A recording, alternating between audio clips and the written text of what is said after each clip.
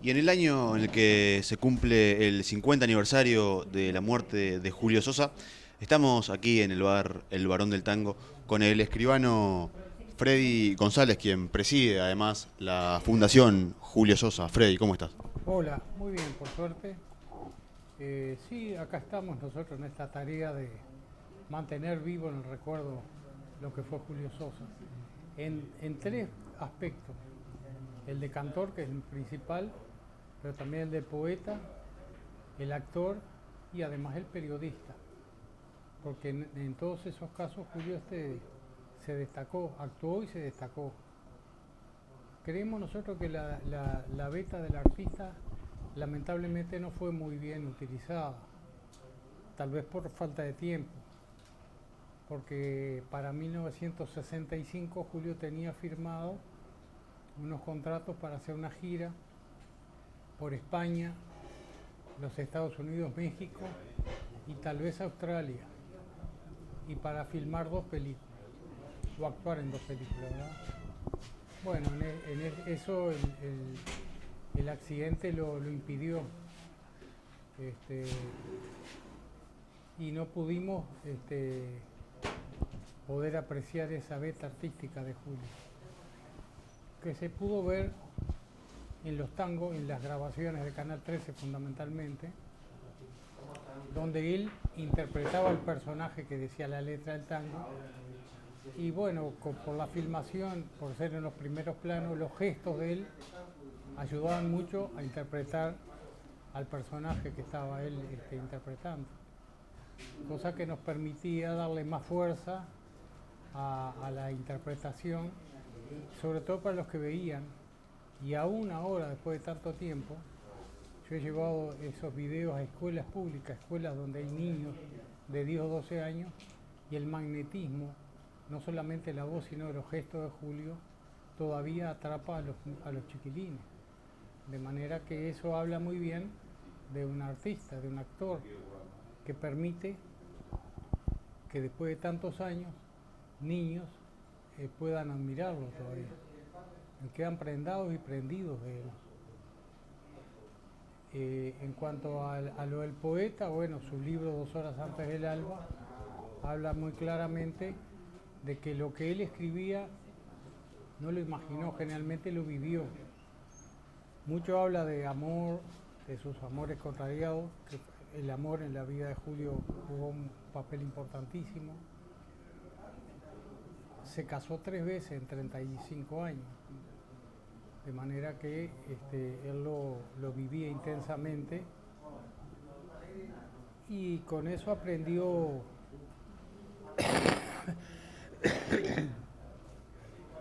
a admirar más el amor por su madre y por las mujeres en general. Eso es muy importante en la vida de él, y lo dejó reflejado, y dice por qué se llamó Dos horas antes del alba, porque la hora en que él volvía a su casa después de su actuación, él llegaba y estaba tranquilo, y ahí podía pensar y escribir. Y en realidad en ese libro hay poesías interesantes que demuestran las vivencias del autor, y es la otra categorización que queremos hacer del cantor, del poeta, del actor, como dijimos recién. Y bueno, y queda lo del periodista, porque él actuaba en algunas revistas en forma quincenal, mandaba sus notas que fueron publicadas, y en realidad muchas de esas notas también tienen que ver con su vida. Así que ahí tenemos una gran fuente de información sobre quién fue Julio Sosa. En la parte íntima, no en la parte exponencial pública, la tenemos por otros lados, pero en sus poesías y en los escritos, en sus notas, teníamos a la otra parte de Julio Sosa, ¿no? Ah, es la hora del café con leche. Cosa que lo, este, lo categorizan bien, y es lo que nos puede quedar después de tantos años, que ya no lo tenemos presente, pero lo que él dejó nos da pie para muchas cosas, para interpretarlo, para saber, como cualquier personaje público, que una vida de Julio Sosa en vida, cuando él habló por sí mismo, y otra cosa después de muerto, cuando muchos hablamos de él, Cuando él habló por sí mismo era un personaje que se ha manifestado casi que públicamente como era en realidad. No había ficción en su actuación, y ahí podemos captar el ser humano,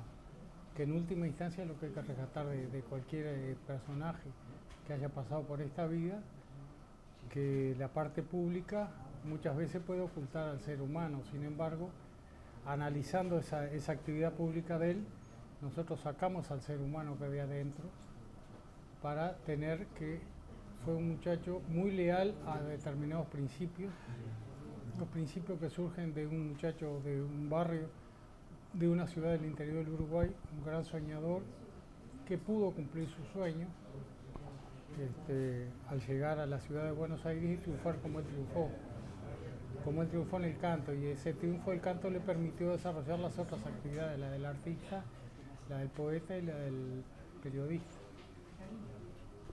Usted hace hincapié varias veces en facetas menos conocidas, quizá que la de cantante tanguero, como son la de escritor, el caso de 2 horas antes del alba, y el caso también de actor de cine. Buenas noches, Buenos Aires, fue la película, Buenas noches, ¿correcto? Buenos Aires, con Beba Vidal bailando, allí fue lo único. El director era Hugo del Carril, con quien le unió una amistad, y que a la muerte de Julio, Hugo del Carril fue la persona que principalmente se encargó de todos los detalles del velatorio en Buenos Aires, trasladándolo del Salón La Argentina a Luna Park, por la cantidad de gente que había, y impresionante. Y hago hincapié en eso porque no es solamente un cantor. Yo creo que viendo la integridad de la persona, rescatar otros aspectos que también fueron públicos y que también fueron buenos, y que no hay que dejar pasar, no hay que olvidar esas cosas. En la íntima nosotros podemos hablar de lo jodón que era, lo enamorado que era, lo entrador, fenómeno, eso está todo bien. Pero eso, los que tuvimos algunas vivencias con él lo conocemos, pero tenemos que darlo a conocer a los demás,